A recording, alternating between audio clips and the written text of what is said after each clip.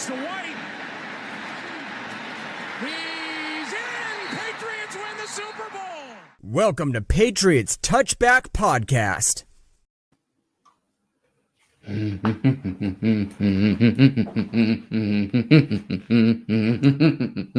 Good evening, everybody. Welcome to another edition here of the Patriots Touchback Podcast. We are celebrating our third win of the season. I've got DJ, Kieran, and Nick with me.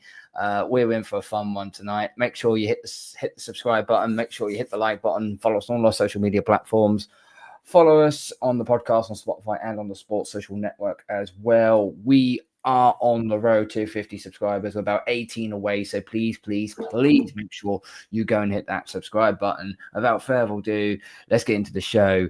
The New England Patriots beating the Chicago Bears 19 points to 3. Not sure not a scorigami, but not exactly a trailblazer of a game either. But we've got a fair bit to talk about. Good evening, gentlemen. How are we doing this evening? All good. All good, mate. We all satisfied with our weekend as well as the result. So. Yeah. Win's a win. Can't complain. Definitely not getting a pick now. You're definitely not going to complain, are you? Just as a disclaimer, just a disclaimer. Nick's Manchester City lost, and Kieran, who has got the worst team in the Premier League, just went and beat Spurs at their own backyard. Whoa! Slow down. No, not the worst team in the Premier League. Okay, no. you're the fourth worst. You're 17th. You're 17th. You're I the fourth would take worst. being the fourth worst all day long as it kicks us out this year. Just Spurs just do strange things.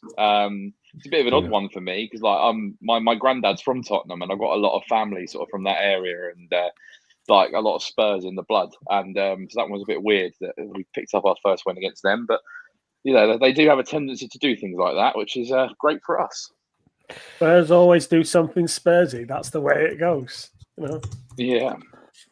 Yeah, watch them go and beat your lot on Saturday. Well, after the international break, sorry. Hey, that's probably very true. I'm not counting my chickens, I swear. Okay, can we get back, please, to the actual proper shaped game of football rather than the rounded one, please? So, New England with their third win of the season, 19 points to 3 against Chicago. Let's start off with. We're going to start off on the defensive side of the ball because I believe that was the most telling part in all of this. The last time I can recall was defense actually playing up to the level which we know it can do was week 1 against against Cincinnati, beg your pardon. That was the last time I think I can pretty much say the defense. They balled and they played lights out all game long. DJ, we'll start with you. What did you see from the defense that impressed you? I'm pretty impressed by the number of sacks that we managed to get through to Caleb that easily. I don't know if the offensive line for the Bears is that bad as well, like ours, but to have 9 sacks a game is something that we've never achieved for a while. But like I say, I don't know if it's just the Bears defense being the offense, being that poor, but I thought as a unit, as defensive wise, we're now coming together. I think Keon White made a statement after, I think he was doing an interview, and he was stating like they're rookies having to be put into positions that they've never been played before. And he was like, he's never had any doubt in his mind about this defensive unit, the way they are and how they can play. And it did look like it was coming to what we know that defense can do. No, definitely. Nick, 16 sacks. So the Patriots overall throughout the season have had 16 sacks through weeks 1 to 9. And 9 sacks in this game against Chicago, something I didn't think would happen. But the Chicago Bears were down a couple of offensive linemen. Their line wasn't as the Bears are now feeling and witnessing what it's like to barely have an offensive line. like we've been suffering for most of the season. So yeah, hello, welcome to the show. We'll have the warm part of the couch here for you to sit on. What did you see on the defensive side of the ball? Obviously, DJ's brought up the sacks. What about you? Yeah, I mean, I noticed that sack figure myself. I did have it on my paper just in case no one mentioned it. But last DJ said it was for a while. The last time was 2022 in November versus the Colts. Shame we didn't get 9 sacks versus the Colts last year in Germany. Anyway, yeah, I mean, the Patriots did control. I mean, the Patriots controlled the line of scrimmage on both sides of the ball, not just the defense. I mean, that game really reminded me of the Cincinnati game in game 1. And, you know, Gerard Mayer said something very similar when he was in his press conference afterwards, that he felt the team performed how they wanted to, and it reminded him of that performance. I think if you watched when May came into his post-match press conference, he made everyone put their, you know, phones down and pads down, and he made the whole room clap for the defense. I thought that was fantastic. That shows great leadership. But he's right. You know, Keon White, Farms, Tavai, those 3 were monsters. You know, Schooler getting a sack against Caleb Williams as well was fantastic. And that was a thing of beauty. That was a thing of beauty what he did. Yeah. And Pettis as well. Pettis, undrafted free agent, he got a sack as well. He made an extremely good play. We limited Chicago to just 75 yards of rushing in 20 attempts. That's 3.6 yards, and their highest was 10 yards. So, you know, it was absolutely fantastic. Caleb Williams offered a total of minus 51 yards of offense. So we had him going backwards. And we kept the Bears out of the red zone. They didn't even get in the red zone once. So, you know, May was right to clap the defense. That was an absolutely cracking performance from every side of every man on that side of the ball. So my only, while we're lauding the defense, my only caveat is the defense did their job, yes. But I think that game was more of Chicago losing the game than us winning it. They were terrible. Terrible. They were awful. I mean, they've sacked their offensive coordinator yesterday, whatever this it afternoon. is. This afternoon, Yeah. they sacked And him. so, but yet they still keep the head coach and the GM who didn't do anything for that offensive line. Make it make sense. You can only beat who's in front of you. That's true. You know, that's a fact. But Chicago made it very easy. They were very poor. Yeah, Chicago were just not great at all. Christian Gonzalez, for me, was literally blanketing any receiver he possibly could. Overall, Gonzo's split time on DJ Moore on 18 routes, Roma Dunze with 15, and he allowed just 1 catch for 18 yards on 3 targets into his coverage. Basically, if you're going to throw the ball on Gonzo, you better have a good receiver who can beat him for it. And I think even Moore was getting frustrated, wasn't he? There was a play where he shoved Gonzo off him. Yeah, and he missed it. And he missed it. Really, really frustrating. Yeah. There was a play, I think it was in the first quarter, where I think it was a third down play where Caleb just completely and utterly overthrows him. I'm like, that's a simple third down pass, and you just completely overthrew him. I just didn't know how that worked there. But no, this was overall. I thought Jonathan Jones and Marcus Jones did their job.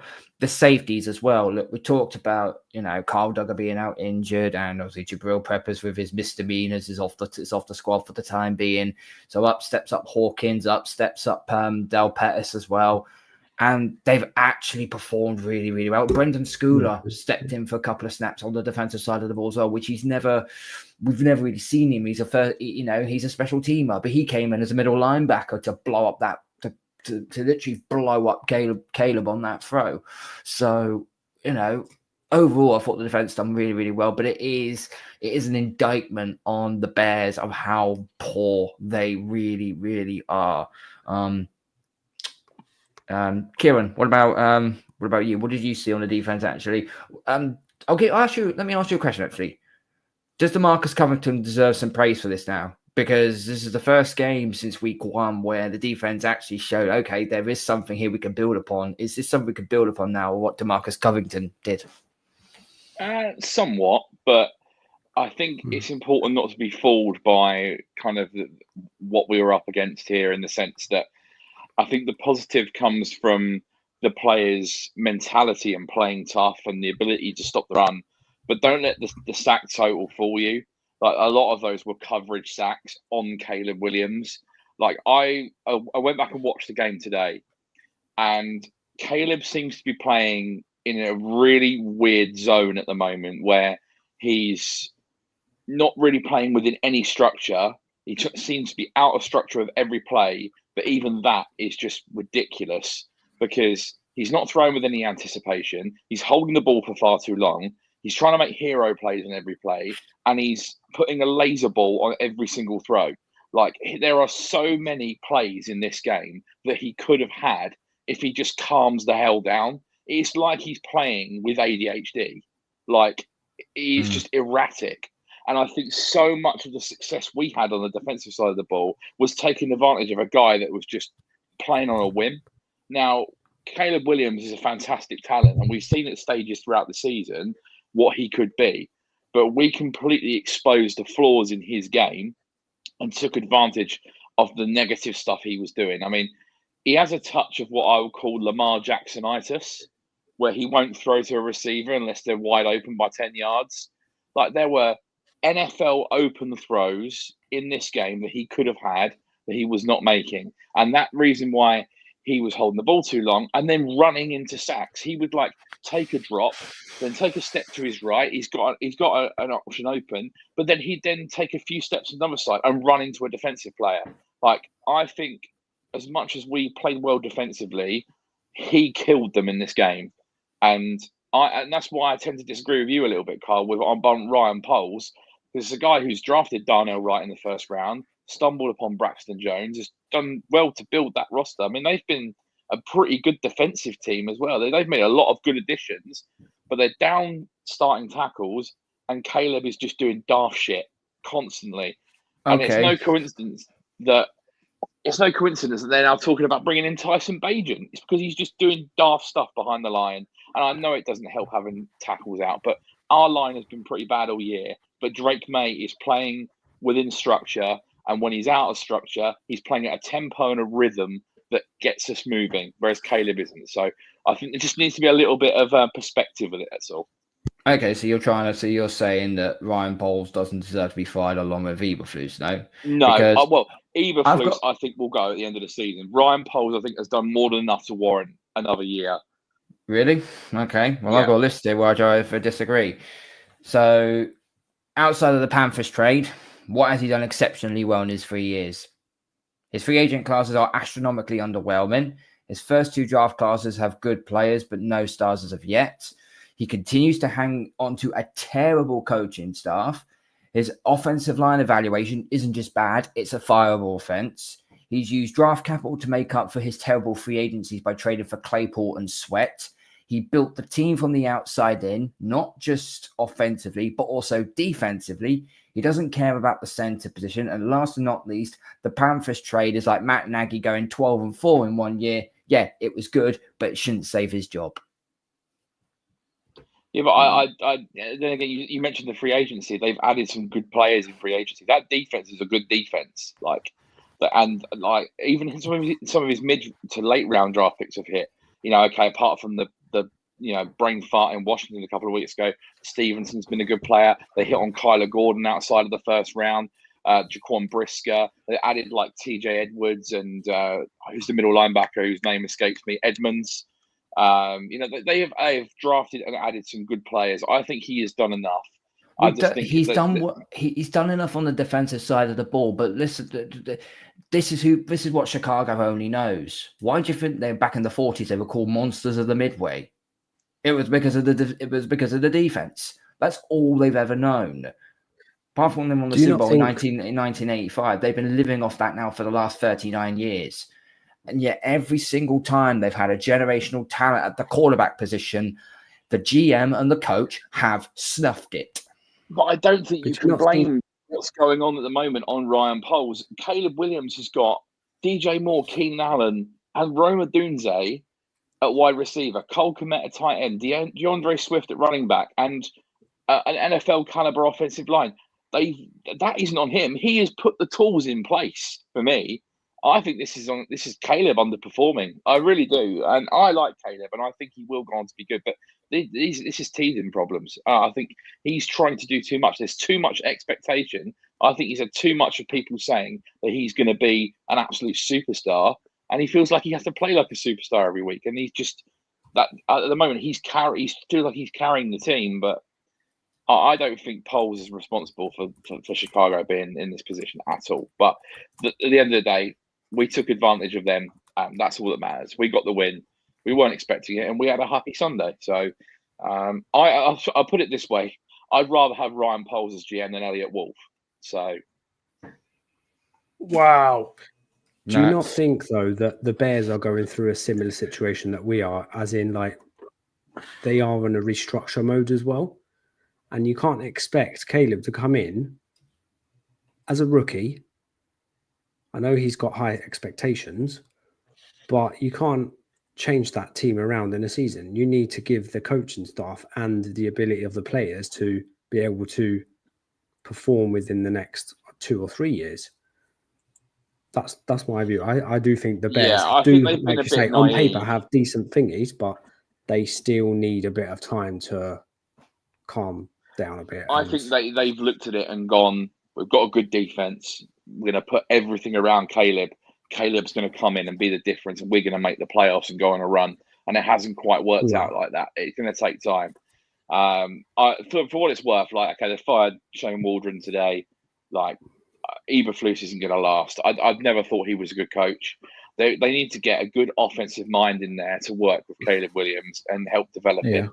And I can see what's going to happen now. They'll hire Cliff Kingsbury. Like, it'll happen. He'll be the next Bears head coach. It's not a head coach. Because, but this is the thing. He didn't do very well in Arizona. He's a tremendous OC, and we've seen what he's done with Jaden Daniels. But, like, they will look at what he did with Caleb Williams at USC, and they'll want to bring that back in. I bet you now it will be him as the head coach, whereas it should be someone like Ben Johnson. Nope, agreed. I do agree with that.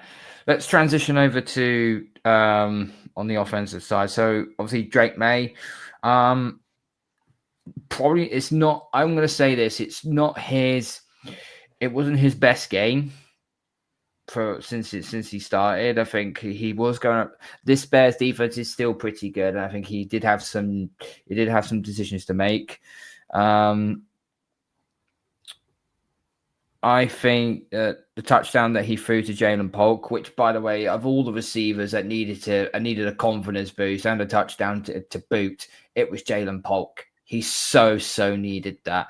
So I think hopefully this is the start of a good connection between Maye and Polk on that one. The interception he threw for me was he could have thrown it away a bit better. And I think he underestimated he underestimated the throw. I think he was still trying to get Hooper, but I don't think he would have got to it. I think he got caught in two minds. He referenced this in the press conference. He said, I tried to throw it away, but didn't get enough on it. But when you look back at it, it does look like he tries to squeeze it into Hooper. But that's just a bad decision. Like, even if he completes that pass to Hooper, Hooper is going to get absolutely yeeted from behind straight away. And that ball is either going to come out or it's going to be like a minimal gain if best. So I think you're just going to be better at throwing it away. It's just a rookie decision, but yeah, it wasn't his best game, but there was certainly still some good points and played better than Caleb. So for the best play we could probably say was when he threw that 22-yard backside dig to Butte that basically set up the field goal. But on top of that as well, the quick, smart, situational football thinking of Kayshon Butte, just getting the ball, getting it to the middle, waiting for everyone to line up. They go and snap the ball, and there's still a Bears player. Bears can't get across the line. I'm like, hang on, this is from the Belichick. Sweat, is it? This is from Sweat. This is from the Belichick book of freaking shit posting. This was this was good old fashioned play, and we managed. But Joey Sly kicked 4 straight field goals as well in a windy Soldier Field. He was still able to do it nice and easily. And Booty is becoming very. We've talked about him a lot on the pod the last few weeks. He's becoming like untouchable on a slant. If you look at the routes he runs, like he is very good on the slant. Like even you go back to his touchdown in preseason when Belichick was still here from Bailey Zappi against the Packers in preseason last year, that long one at Lambeau. Like he seems to be able to create separation, get open over the middle on a slant, and get these chunk plays very consistently. Like he's becoming like that. That can be your go-to play on third down. Like you shoot one in there, zip it in. He's going to get open over the middle. He just seems to be able to execute that so well every time. That's like his bread and butter, that slant route. Yeah, a lot of the time he is open, and he is wide open, like as in like separation ways as well. I think the Bears decided then to double team on a couple of occasions, which then led to him spreading the ball a bit more around. Like Hooper was probably the most reliable one of the night, when normally it's Hunter. So I think it's just playing with the Bears defense a bit around, just so on that particular play in general. May has a dagger concept. Pop Douglas in the slot, vertical, clearing out the middle of the field for KJ Osborne and Butte to fill it in. When the Bears corner, Kyler Gordon carries Douglas, it opens the middle of the field versus 2-man, and May just lays the throw perfectly on Butte in stride coming out of his break. That's the sort of situational awareness that we do really, really like. I always look at Pop as someone that he is going to get a lot of targets thrown at him, but he's also going to be a player that's going to completely muddle up the defensive side of the ball on our opponents, trying to move people out the way. So the likes of Osborne, the likes of Henry, the likes of Butte, the likes of Javon Baker, eventually, they'll eventually for them to get open. Overall, it was a mixed bag for me for May. He did scramble a few times to get first downs. If there's one thing New England have been very good at, though, in the last few games, is we've been converting our third downs a lot more frequently. And I think the average third down that we had in this game was 4 yards. You could do absolutely anything at 3rd and 4. You can run play action, you can run a bootleg, conventional running play, RPOs. You can do anything on 3rd and 4. And I think that's what we need to keep on doing. The running game as well. We finally got some of the running game back again. Not the greatest day, but the Bears defense was a little bit weak stopping the run, and our offensive line for the second or third week running, we've actually managed to get some continuity on the offensive line. And the running game was starting again. Michael Onwenu was playing at right guard, just as we expected. Michael Jordan was at left guard, Brown at center. You had Trey Jacobs at right tackle, and you had Vidarian Lowe at left tackle. Again, for the 3rd straight week, continuity on that offensive line. And you need that to help the running game. Ramondre had a decent game. He didn't wow us, but he was averaging about 3.5, 4 yards a carry, 3.7. So it's better than what he's had compared to what he's had in recent times. And Osborne did cost Drake Maye. Yeah, on that. I was going to say, are you saying you like having Lowe at left tackle? Did I just hear that correctly? Were you just saying to leave him there, the sieve? Isn't he our best O-line at the moment? He probably is our best O-line. If you follow PFF, he is. If you follow PFF, he probably is. You talk about Osborne costing May a highlight reel, because I think for all, yes, Polk had a good game and he needed that, but for all the criticism he took the last couple of weeks, that's Pee-wee level football you learn. Do not step out of bounds and then step back in again. You know, that's Pee-wee level you learn that stuff. To do that, and he cost me what would have been an absolute highlight reel. That's like a Josh Allen throw, that was. It was an I know, outrageous it was throw. amazing. And that was Josh Allen / Justin Herbert all day long. You get that moment of, oh my God, that's amazing. And then you realise what Osborne's done and you think, oh, you dickhead. Fuck. He did it twice though, didn't he? Stepped out of bounds twice.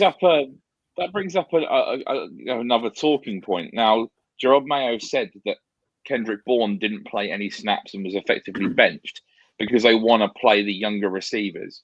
And yet Osborne still played over Bourne, a guy that we thought was on the trade block and potentially a release candidate, and has now got on the field over Bourne, which kind of contradicts what Mayo said. And then he's cost us a highlight reel touchdown and Bourne's not played any snaps. Yeah, or Baker. Like, I don't get the thought process behind like that. I understand what Mayo's trying to say, but then you've got to back it up of what you're doing. Don't need to play Osborne. I didn't get that at all. But then on the flip side of that, fair play to Kendrick Bourne. I don't think any of you guys noticed this. The guy didn't play a single snap at the weekend. And yet you see him in the post-game videos. He is buzzing. That is a good guy to have in the locker room. He's just been shafted, not played the entire game, and he's one of the like most upbeat, positive, excited guys that the team's got to win. And I thought, you know what, fair play to you for that. I wondered whether he had been asked. I wondered whether the Patriots had gone to him and said, "Can you go and find yourself a trade?" And he didn't. And I wonder whether they were just like a little, because for everyone you listen to, Bourne was on everybody's lips.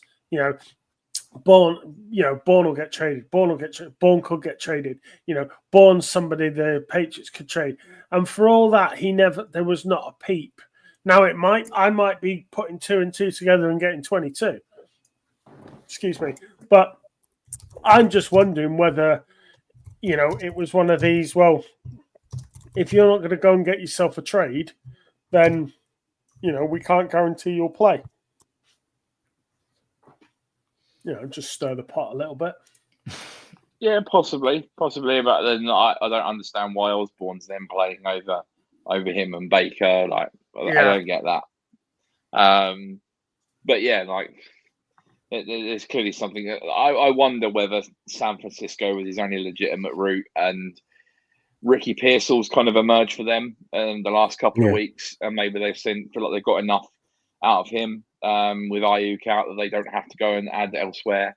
He looked pretty good against Tampa Bay the other night, so maybe that just kind of changed their mind on it. But yeah, I find it strange. But Polk needed that touchdown. I hope it boosts his confidence. But still, again, a bit of perspective: 1 catch, 2 yards, touchdown. Like, yes, he caught the game-winning touchdown, but he didn't do anything else in the game. Nothing. So hopefully he can going forward. No, hopefully he can. I don't know why they're not giving Baker any more snaps. I really don't know the whole concept of if you want youngsters to start playing and blah blah blah. I really don't. Is he just doesn't fit in this scheme, or Mayo just doesn't like him? I don't know, because all the press conferences are like, yeah, he's doing really good. He's working his way into his team, blah blah. But 0 snaps. I think he had 4. I think he had 4 snaps in this game, but I think they only used him sparingly for deeper shots. And I think the Chicago secondary doesn't give up that much. It really doesn't. So I think it was a very hard game. I think maybe this coming week against the Rams, where their secondary is banged up, I think they might be able to have a little bit more, maybe a little bit more joy there. But we'll talk about the Rams. I wonder whether the weather as well, Carl, might have affected things, because as you mentioned with the Joey Sly kicks, it was a very windy game and the posts were wobbling side to side. And if you're going to take deep shots down the field in that wind, that's a recipe for disaster. So you didn't really see Caleb or Drake really push the ball down the field too much in this game because of the weather. And I wonder whether that negated Javon Baker's route tree, because ultimately he's just a deep threat guy. Yeah, agreed. Yeah, I was going to say, I think it's horses for courses as well. I think certain wide receivers and certain running backs, and they fit certain schemes. And I think if you get a less physical team, you're likely to get more success with the youngsters who are a little bit quicker than the older heads that are a little bit slower, but are a little bit more switched on. So I think it's probably a little bit horses for courses, and probably to do with the game plan as well.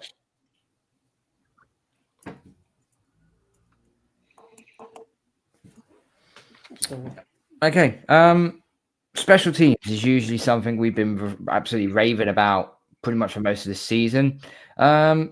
They some ups and downs in this game, shall we say? The Patriots allowed a 38-yard punt return, which is starting to become a semi-regular occurrence, which that needs to be sorted. They also got flagged for kicking the ball short of the landing zone, which you can't do that. Which gave the Bears the ball on their own 40. They did nothing with that play, so that means absolutely nothing. But against a better team with a better offense, they could have absolutely hurt us for that. The good was an I-20 by punter Bryce Barringer, 24-yard punt return by Marcus Jones, and obviously we've mentioned Joey Slye made all 4 field goals and an extra point. But they have got to get the punt coverage straightened out going into the game against the Rams, because the Rams special teams is actually a very, very good unit. So we can't afford any miscues regarding special teams. Coaching wise, Gerard Mayo looks like he put a decent game plan together, even though despite it was the fact it was still the Bears. But you still have to give him a little bit of credit for what the game plan was. I think it was the first time actually game planning and coaching actually was actually quite paramount in this game, considering the fact this is a Bears team. We thought at the start of the season we're probably going to lose this game. As the season's gone on, the Bears, they haven't really looked themselves. So I think Gerard Mayo does deserve a bit of credit. So too did I would say AVP, but there was still some play calling. I'm still not quite sure. I'm not quite sure of Alex and Pelt. Full stop. If I'm honest with you, I'm just looking on here. New England have got the 5th worst offense in the NFL, and the Bears have just fired their offensive coordinator. So if the Bears can fire their offensive coordinator for being that low down, it's not going to make it. I mean, personally, I would keep AVP right up to the end of the season if we're still bottom 10. I can't see him here next year. But if we're not in bottom 10, I'll be bending over backwards to get Brian Dable in. I do wonder whether AVP is doing what he's doing deliberately. And I get that he is doing what he's doing deliberately because that's his job. But the point I'm trying to make is I'm wondering whether he's trying to keep the offense as straightforward and as not simple, that's not the right word, as less complicated. Yeah, as less complicated as possible, and keep it as straightforward as possible to allow May to settle a bit quicker and to allow May to mature and grow a bit. And I just wonder whether as the games progress, you might actually see him add more and more to the playbook. Do you get what I'm saying? I think he's just starting at a very basic level and moving forwards. And I think you'll probably see after the bye, I think he's got more time. My theory is that you'll see after the bye a more complicated, a bit more detailed offense rather than a very sort of straightforward, streamlined vanilla version, because it's all part of allowing May to start and develop properly. I'm just spitballing that as an idea, really. We did this very similar when Mac Jones when he had his issues, and then Zappe came in, and we simplified the playbook for him, and he was he was playing relatively well until we decided then to go flip back to Mac Jones again. But I don't know if that's what they're trying to do now with May. I can understand that. I think what AVP has done as a QB coach for Drake Maye, I think he's actually done a pretty good, smart job with Drake Maye so far. But one thing that Gerard Mayo did say last week in his press conference was basically that they have no intention of making any design runs for him in the playbook just yet. Considering because it's not needed yet. Because he's success out of structure as it is. He's doing well by picking up yards with his feet out of structure and by using his initiative. Like that is working perfectly fine. You don't want to start shoehorning QB reps and like dive plays, and a little bit of a little bit of trickery with the QB runs and stuff like that. I don't think you need to add that in when what's working is working. So yeah, I mean, ultimately he's a great passer first and foremost. You want him throwing the ball, but if he can pick up stuff with his legs as well, great. He showed that he can do that. I'm gonna have to bail, gents. I'll catch you up. I'll catch you up later. See you later. See you later. See you, Nick. See you in a bit. There was one thing I wanted to pinpoint was how Marcus Jones is coming through now, a special team specialist. Mm-hmm. I think he's our solid now returner, whether it be punt or kickoff. Why are we not looking at the option of maybe incorporating this lad as a wide receiver / screen person? Because I think he's definitely got the speed and he's the right size, and I don't know. I just think he could be explosive on some plays. He's done it before. I wouldn't rule out it happening again. I think just the overall development of him in general has been pretty good. We know that he's an excellent returner, but like he's improving as a defensive player as well. I just think the biggest knock on him is that he's always going to be exposed for his size. He's had some good games in coverage this year, but he's also been exposed at times against bigger slot guys that are maybe 6'1", 6'2". He's only 5'8", and he's been giving up plays against big guys, but he can't help his size. So that's just matchup problems. Where do you deploy him? But I certainly think he has come on a lot this year and deserves a lot of credit for it. Yeah. He's a bit like a chihuahua when he's chasing a receiver down. You can't shake him off. Because what he doesn't have in size, he makes up for in speed, athleticism, and just sheer determination to say, no, you're not getting away from me that easily. So yeah, it should help, but with too many receivers on there, I think it's hard for him to even play a little bit of a receiver role. Maybe that's something we could push into the off season. Because we're probably going to guess KJ Bourne's going to be gone. We're probably going to be guessing that Tyquan Thornton's going to be gone. So maybe it might open up the door for Marcus Jones. But if you're going to do that, they're going to add bubble screens in and things like that and try and get yards after the catch. And surely Pop's the one ideally to be able to do that. He's electric with the ball in his hands. Get him out there, split him out as on these screens and get the ball in his hands to see what he can do after the catch. I mean, like.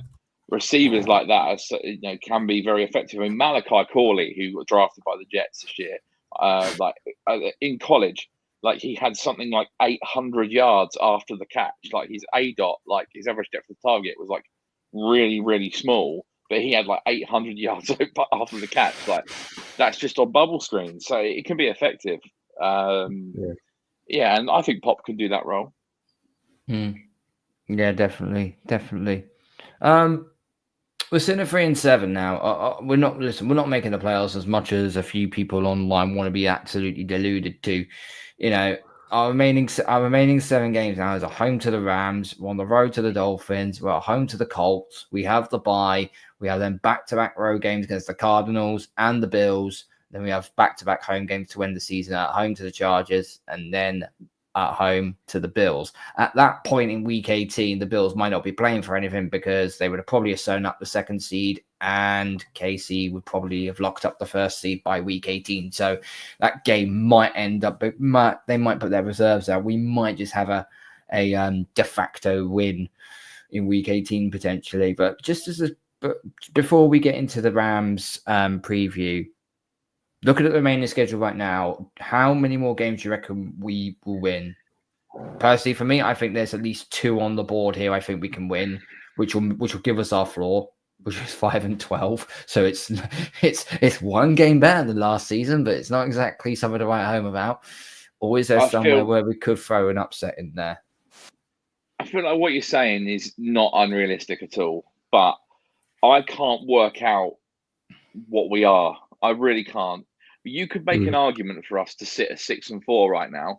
We took the Seahawks and the Titans to overtime, and we Jags were game. No, not Jags Jags game yet. No, not the Jags game. Not the Jags game. The home game against Miami. Yeah, that was where I was down. That's game over.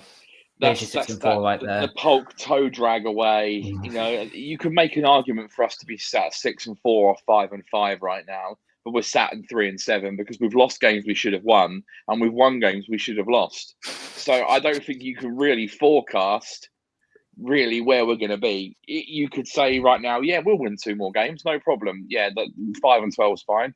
We also might lose every game, or we might win more than that. I don't think you can accurately predict anything the 2024 Patriots are going to do at the moment, because Nick's hit the nail on the head the last couple of weeks. He keeps picking us to lose and we win, and when he picks us to win, we lose. So I genuinely don't know where we're going to be, but I don't think what you're saying, Carl, is unrealistic at all. The problem is, though, Nick's sanity will be called into question, because if we keep on winning, then we fall further and further down the draft board. So his idea of trading down now will look more and more bleak. And at that point in the time, you're just going to think, screw it. I can't see us picking up number 1. No, we won't pick number 1. No, we're not. I think where we are now is round about where we'll be. We'll be somewhere between 5 to 8. 5th and 10th, I think. yeah. Which is perfect spots to get, say, Calvin Banks of offensive tackle, Will Campbell for LSU. He didn't have his greatest game against Alabama. Let's put it that way. But there's a very, very, very talented wide receiver in the name of you're going with Ted McMillan. The kid out of Arizona State. This kid just looks unbelievable. He's a joke. He's massive and fast, and he's got everything. His wingspan's ridiculous. He's going to be a stud. Would you take more Hunter? No. I think they're very different stylistically, and the thing with Hunter worries me about him wanting to play corner or receiver. I think if he comes around and says, I'm playing wide receiver 100% and I'm not going to play defensive back at all, then you consider it. But if they're still up in the air, then I think that is a detriment to his draft stock. But if he says corner, then there's the corner room in this draft, in this coming draft, is very, very massive. Is very deep. It's deep. Mm-hmm. You can pick up. I know Nick is a Notre Dame fan, and he watches his Notre Dame fan. He goes, "There's a corner for his team, which is absolutely sensational." So that's something to keep an eye on for that one. But no, look, there are options out there on what we do. But look, personally, but then again, free agency is going to determine it, isn't it, Carl? Go on. What we need to see now is we've got 3 wins. Cool. Now we need to see if we can start joining up wins. Can we now win at home against the Rams? Can we go on the road to the Dolphins and win? Can we beat the Colts at home? Because if we start stringing wins together, it would mean this team is now gelling. It's getting an identity. It knows what it's trying to be. Last year was the year to tank. Excuse the term of phrase there, but we did tank in a really poor way, but we got Drake Maye. This is the year not to tank. This is the year to start building and seeing where this team sits right now. If we get 3, 4, 5, 6 wins, it doesn't matter. We just need to see progress, okay? And it's been a struggle watching this offense, like it has been for over the last 2 or 3 years. It's been an absolute struggle.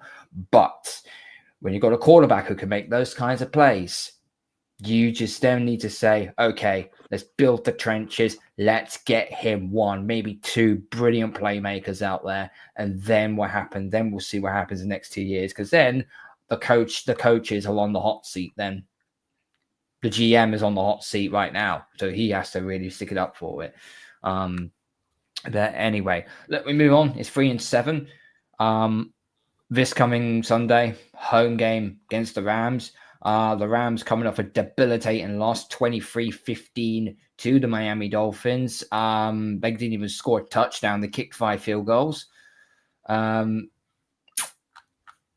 But they are a dangerous unit with their receivers of Puka Nakua, Cooper Kupp, Kyron Williams at running back. Matthew Stafford at QB I still think Matthew Stafford is an underrated quarterback, even though he has won a Super Bowl with them. He's still an underrated QB. But what worries me going into this game is this Rams pass rush. This Rams front seven is a problem, and this offensive line better be ready, because there's a lot of young talent, including their first round pick Jared Verse, who is having a defensive rookie of the year campaign right now. Yeah. So we've got to be on our P's and Q's regarding of this game. DJ, what about you? What's your main focal point where we have to win the battle in this one? Yeah, I think their O-line is slightly coming back healthy now as well, where they had a massive hit on their O-line in the first 6 to 7 weeks, but they're gradually now starting to get that O-line back. I'm not quite sure what happened in that Miami game, because I had Rams to really go at them and beat them by quite a stretch. I don't know. They just seem to be a hit and miss team at the moment for me. It's either they're doing extremely well or they just do utterly shit. I mean, I don't think they found enough in their running game either. I don't believe in Williams, and I don't think Corum's found decent enough playing time to establish himself as number one. So I don't think the running game is going to be a huge issue. I think it's more us able to, like you just touched there, how we're going to defend Kupp and Nakua, and two massive wide receivers, and then obviously how our O-line is going to pan out against that pass rush. That is where it's going to be. That's where we're going to get beaten, I think. Are we able to give May enough time to be able to open those plays for the receivers to get open, where he can pick pocket passes where he wants to? Again, the O-line with our running game, we probably need to stretch that playbook up a bit more and make the Rams defense guess on what we're going to do. Kieran, what's your main battles going into this one? Yeah, I think DJ raised a good point about the Rams offensive line. So Steve Avila and Jonah Jackson are on their way back. Obviously, 2 starters on that offensive line. And I do think that they've got obviously a strong running game with Kyron Williams, but it pretty much just is Kyron Williams. You don't really get a lot out of their other players. Like, I'm really surprised that Blake Corum has played as little as he has. Carl, you're a Michigan fan. I'm surprised that there isn't a substantial split in that. I mean, I really like Kyron Williams, but I also really liked Blake Corum coming out of the draft as a change of pace banger. I think he got picked at the 3rd or the 4th round. I personally think. He dropped. So the fact that he's a powerful runner. He's so different to Kyron Williams. I think I'm surprised that hasn't really materialized, but maybe that's a long-term thing. Do you know why? Do you know why I actually like as a free-tail running back? So you have Ramondre Stevenson as your normal one. You could then have a speed change of pace in Blake Corum if you trade. If you trade, I don't know what the Rams would want for him. Maybe the same, a 3rd or 4th. I'm not sure they'd give up anything for him now. I don't think. I'm not sure. I need to give him time. I think you look at the way that Kyron Williams broke through. He was the 3rd string at one point, and it was the 2 injuries in front of him that gave him an opportunity, and he ended up winning the job. This is a guy, I think, until the game a couple of weeks ago, had 8 straight games with a touchdown or something like that. He's a good player. So I think that is a strength of the Rams, and of course, Kupp and Nakua are back, and Stafford's been playing pretty well. And you mentioned that pass rush. I mean, we've played against a good defense this past week. They've got a decent pass rush. We only had the 1 sack earlier in the game. We've come against some good fronts. In recent weeks, the line hasn't been handicapping the team. So, yes, it's going to be a challenge, but I think, we're at home. I think a factor is the fact they've just played on Monday Night Football across the country as well. And they've now got to go home. and then fly back to a cold state as well in late autumn. So I think that'll be They a played factor. at home. The Rams played at home. Oh, did they? I thought they were away. Sorry. No, they played at SoFi. They played Yeah, at SoFi. played, So, but they still got to fly over to. And West Coast teams usually when they come over to the East Coast, they don't really fare well, especially on a short week. Yeah, short week. 1 p.m. kickoff, so it's 10 a.m. for them and their body clocks. So yeah, they've lost I half think a day that'll be a already. factor. They've lost half a day already. So yeah. But their secondary is you can get after them. I think that's one thing that's been a problem. They traded Tre'Davious White away. You get at them through the air. So I expect us to try and get after them through the air. Maybe get our receivers going. I think this is a winnable game on paper, but equally it's also a game that I could easily see us losing because they have got some talent on that roster. Absolutely. Okay, let's get your two guys' predictions. DJ, what do you think? I'm going to go for a Rams win on this one. I can't see us, even though we come off a huge win over the Bears. I just can't see us doing Rams. I know we're at home. I'm going to go Rams 24, us 14, 17, something like that. Okay. Kieran? 24-17. Yeah, it's a coin flip for me, really, but I am going to go with us to do it, actually. I think being at home again, coming off a big win, confidence, it's like we said, it's a 1 p.m. kickoff in cold weather. They've got to come across the country. They've just come off a bad loss. Yeah, Patriots 23, Rams 17.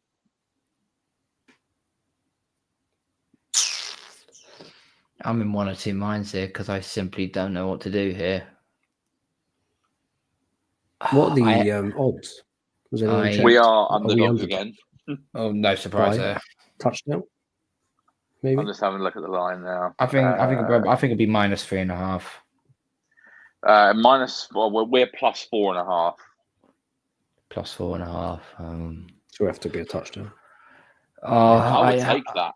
I would take that. Yeah. For anyone who likes to have a bet on the handicaps, I would take that all day long. Yeah. I predicted at the start of the season I think the Rams will beat us, and I'm going to say I think they will still beat us. It wouldn't surprise me if they'd done this to us in overtime. It wouldn't surprise me. I really don't want another overtime loss because it would just be a nightmare situation. But I'm going to go 23-21 Rams. I think it'll be that close. Yeah, I do think it'll be a close game. Yeah, it's going to be one of those games where whoever's got the ball last will probably end up going on to win that game. And just want to see, with us being back at home, the last home game we beat the Jets, and then we've gone on the road for a little stretch. Just want to see us back at home, full of confidence off the win in Chicago, take advantage of the conditions against the team off a bad loss, and just go take the game to the Rams and just go stand on their neck early doors, stamp your authority, and let Drake Maye come up with some really good plays. That secondary, like I said, you can expose it. I want to see some shots down the field. I want to see Kayshon Boutte take one of his trademark slants to the house. That's what I want to see. Or one fucking deep ball. One handoff. You know what I want in this game? Rain. Lots and lots of rain. I want lots of rain because the Rams are not a fair weather team. They play in the dome. They're a fair weather team. They play in the beautiful sunshine of LA. Whenever they play in bad conditions, they don't play that particularly well. So cold weather will be fine. I mean, any excess rain, and our receivers will start dropping the ball everywhere. So probably need to keep it dry. But yeah, cold. The colder the better. Let's have a nice chilly New England autumn Sunday and make them come and play in the cold weather.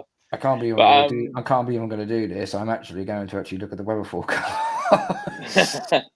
Well, just while you do that, a couple more points, Carl, that we haven't touched on was firstly Drake Maye addressing the team during the week and giving a speech to the team and the offense. Yeah. I rate that for the guy who's one of the youngest players on the roster and for a QB to show his leadership qualities and say, guys, this isn't not good enough. Like, we are much better than this, and for him to hold them accountable, like, all the players have responded so well to it. Like, this is a guy that is putting the team on its back. This is his team. Drake, this is your team now. We drafted you number 3 overall to give you this team, and he's now showing those qualities off the field, which I think is fantastic. That paired with what he said in the press conference about clapping the defense, I think he's doing remarkably well off the field as well as his play, and that's got to be commended. And then the other thing as well is just the Ngakoue signing. We I was just about to mention that. Yeah, he didn't play obviously for obvious reasons. Could disrupt if he starts. I've always liked him. Personally, I've always liked him. He's a pass rush specialist. We're not going to get the same Ngakoue that was like in 2018, 2019, where he was arguably one of the best edge rushers in the NFL. I mean, he's coming to us with 70.5 career sacks. I mean, this is someone that's very proven, but we're not going to get that version of him. But we are going to get someone who knows how to get to the quarterback. I saw some tape on him from earlier in the season when he was with the Ravens. The guy can still move pretty well, and he can still, cause problems for offensive linemen. So I think this is a smart signing. Like, it'll be relatively cheap. He's experienced. We didn't really have a pass rush specialist with Josh Uche having gone. So why not get a guy in who's proven in the league and can do some stuff? I like it. That might add the key point, though, because obviously Keon White, his preferred position is playing inside linebacker. He prefers to get pressure up the middle. He prefers to get the pressure inside. He's been setting the edge alongside Dietrich Wise. I think because now they've got Ngakoue, Keon White now may get moved back to his original position where he absolutely thrived. So that might also be something to keep an eye on as well. There's then it allows Jennings to come through as well, this is I've always liked Jennings. White will make the gap, and then Jennings will then rush through. Again, Jennings sets the edge really well. But what Ngakoue gives you as opposed to Uche was just a speed, stand-up, wide 9 edge rusher, really, wasn't he? Like, that's what he done. And Ngakoue can play as a stand-up, but he can also play hand in the ground defensive end. Now, we've only really got Keon White and Dietrich Wise who can do that. So having Ngakoue that has that flexibility to play as a stand-up and as a hand in the ground, plus, as you said, if he's playing hand on the ground, that might give you Jennings on the outside of him. I think this is a really wise signing. I do. Didn't he play for the Rams as well? He's played for quite a few teams. He's bounced about a bit, but he's still solid.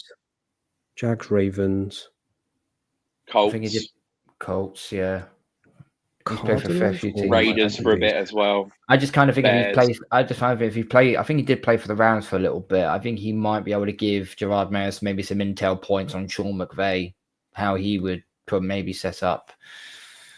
I think it was only 2 seasons ago that he had 8.5 sacks for the Colts. That's pretty solid for the position he plays. Now he's bouncing from team to team, but there has to be a legitimate reason as to why he's doing that. But we got him. Let's see how he pans out.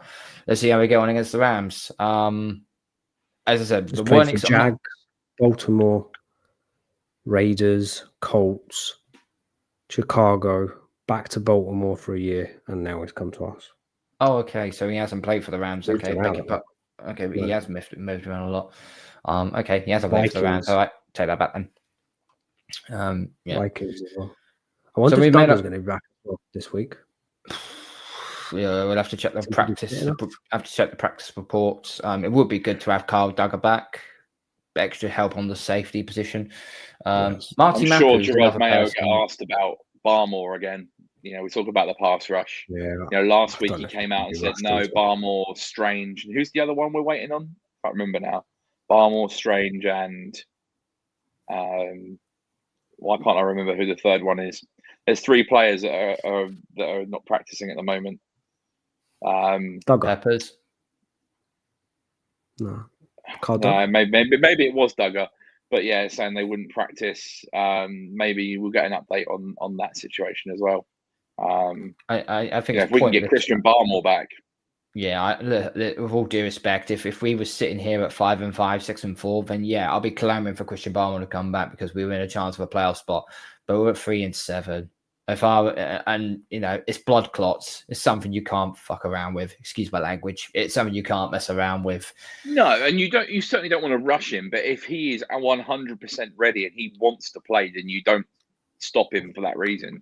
He won't want to have a whole lost season. But yeah, if it's a risk or any risk whatsoever, then no, you shut him down. But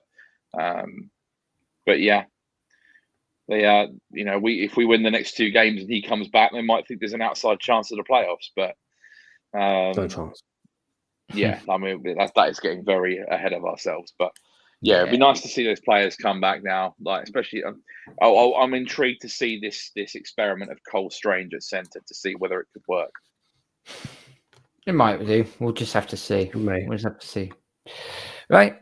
We're going to go now there. Big thank you to DJ, to Kieran, and also to Nick, who's had to pop out because he's got work in the morning. Thank you to everyone that's been watching. Thank you all to who's been listening on Spotify. Make sure you hit the subscribe button on your way out. Hit the like button while you're at it. Tell all your friends. Follow us on all our social media platforms and follow us on the podcast on Spotify and on the Sports Social Network. We'll be back again, same time next week, for another edition of the Patriots Touchback Podcast. We will be reviewing the Rams game and previewing the Dolphins game. We're 3-7. Come on. You can give us some hope. Go Patriots. Good night.